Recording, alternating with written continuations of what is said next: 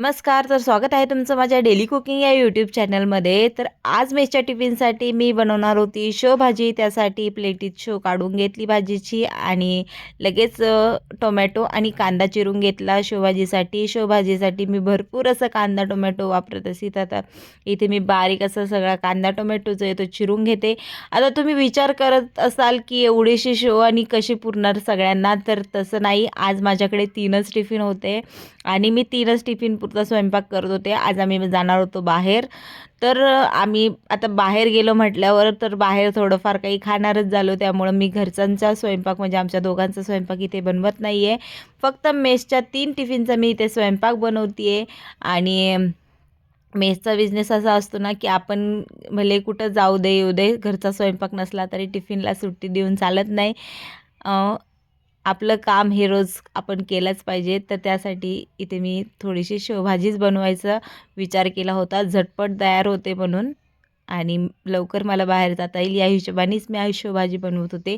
तर कढईत तेल गरम करायला ठेवून जिरे मोहरीची फोडणी दिली. त्यानंतर बारीक चिरून घेतलेला कांदा घातला. कांदा पण छान लालसर रंग येईपर्यंत मी इथे परतून घेते.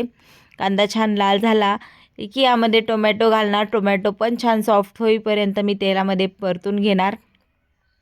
आता कांदा जो आहे तो माझा चांगला परतला गेला होता. तर टोमॅटो टाकते याच्यामध्ये आणि छान सॉफ्ट होईपर्यंत मी टोमॅटो पण परतून घेणार. आणि टोमॅटो परतल्यानंतर रोजच्या प्रमाणे आपले सुके मसाले घालायचे. ते पण 1 मिनिटभर तेलात परतून घ्यायचे. सुके मसाल्यामध्ये मी आज घातली होती लाल मिरची पावडर, अंबारी मसाला,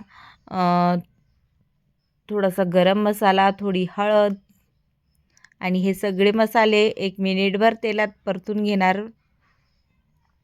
मसाले छान तेलात परतल्या गेले की यात भरपूर अशी कोथिंबीर घालायची.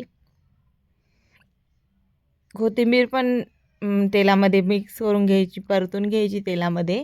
आणि आता यामध्ये गरजेनुसार पाणी सोडायचं. आपल्याला जेवढी भाजीची क्वांटिटी रिक्वायर्ड असेल तेवढं.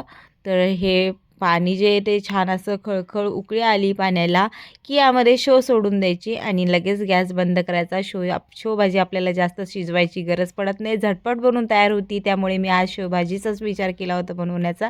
म्हणजे लवकर करेल स्वयंपाक आणि लवकर बाहेर जाईल. तर भाजीला छान उकळी आली आहे, शेव टाकून घेते आणि अशी ही तरीबाज माझी शेवभाजी बनवून तयार आहे. तुम्हाला जर माझे व्हिडिओ आवडत असतील तर प्लीज व्हिडिओला लाईक करा, शेअर करा, चॅनलला सबस्क्राईब करा.